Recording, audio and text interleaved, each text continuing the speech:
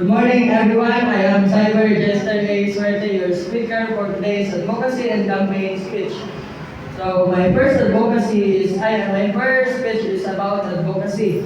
So literal, corruption weakens a nation by stealing public funds that should be used for education, health, and community development.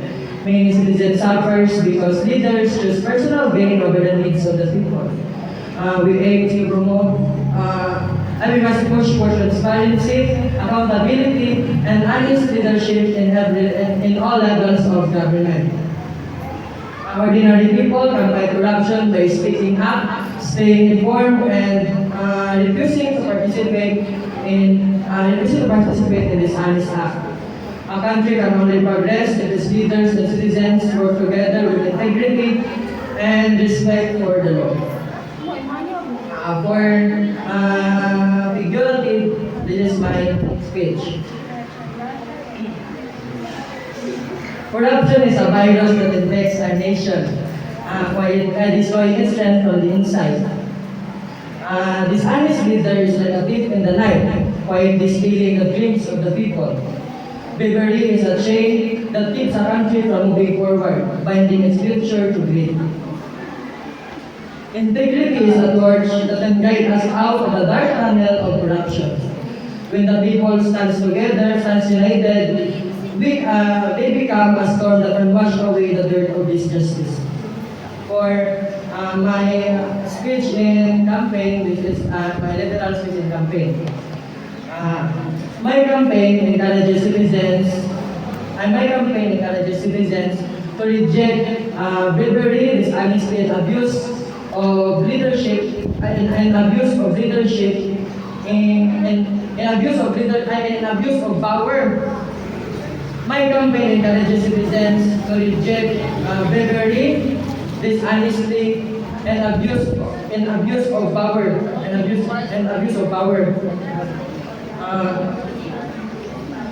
We aim to promote transparency, fairness, and accountability at every level. We aim to promote transparency, fairness, and accountability in government offices and public institutions by speaking up,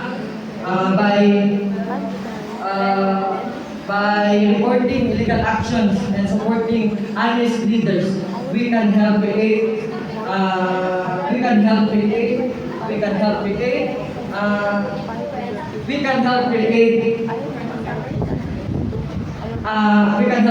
a cleaner and more trustworthy system.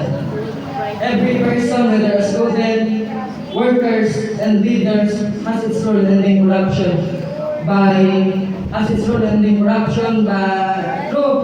through responsible choices. A country with integrity will allow its people to experience equal opportunities, better services, and real progress. For figurative, it is my campaign for figurative. Corruption is a poison that slowly drains the life of our country, and we must be the cure. A dishonest leader is like a dishonest leadership. Honest leadership is a spark that can ignite a wildfire of change across the nation.